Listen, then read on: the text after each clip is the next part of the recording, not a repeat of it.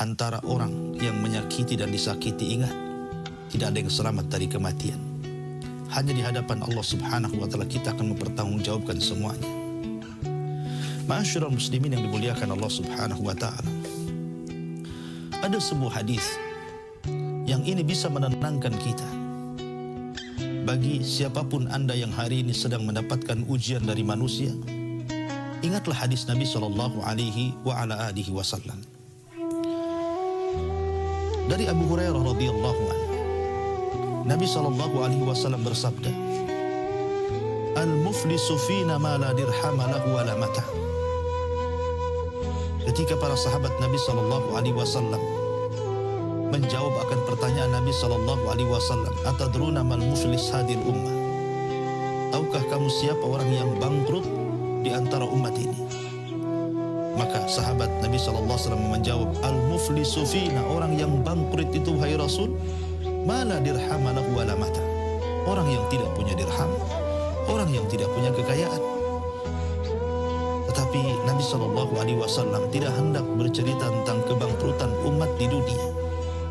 Tapi Nabi sallallahu alaihi wasallam hendak bercerita tentang kebangkrutan manusia di akhirat. Kata Nabi sallallahu alaihi wasallam, "Al-muflisu min ummati man ya'ti yaumal qiyamah bi salatin wa siyamin wa zakatin wa ya'ti wa qad syatama hadha wa qadhafa hadha wa akala mala hadha wa safaka dama hadha wa dharaba hadha." Kata Nabi sallallahu alaihi wasallam, orang yang bangkrut pada hari kiamat adalah orang yang datang pada hari kiamat di hadapan Allah membawa pahala salat, membawa pahala puasa, membawa pahala zakat dan pahala-pahala yang lain. Tetapi satu sisi dia pernah mencaci maki si fulan, pernah menuduh si fulan, pernah memakan harta si fulan, pernah menumpahkan darah si fulan, pernah memukul si fulan.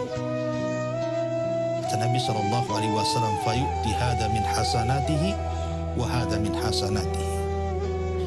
Maka ketika itu terjadi barter pahala antara orang-orang yang zalim dan orang-orang yang dizalimi.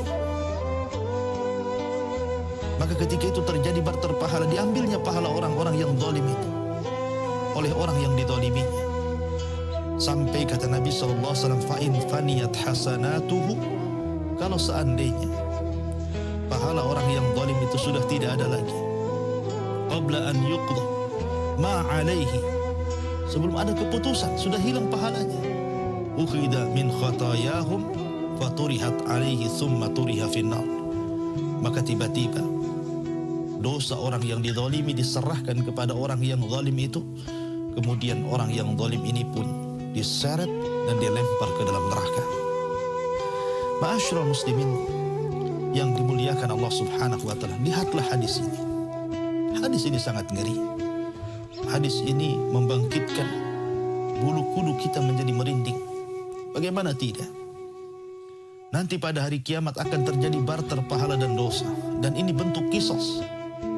Sebagaimana seseorang di dunia memusuhi manusia, mencela manusia, menghina manusia, menzalimi manusia, kemudian orang yang dizalimi mereka tidak melawan, mereka hanya diam saja, mereka hanya pasrah saja, mereka hanya menyerahkan urusannya kepada Allah Subhanahu wa Ta'ala.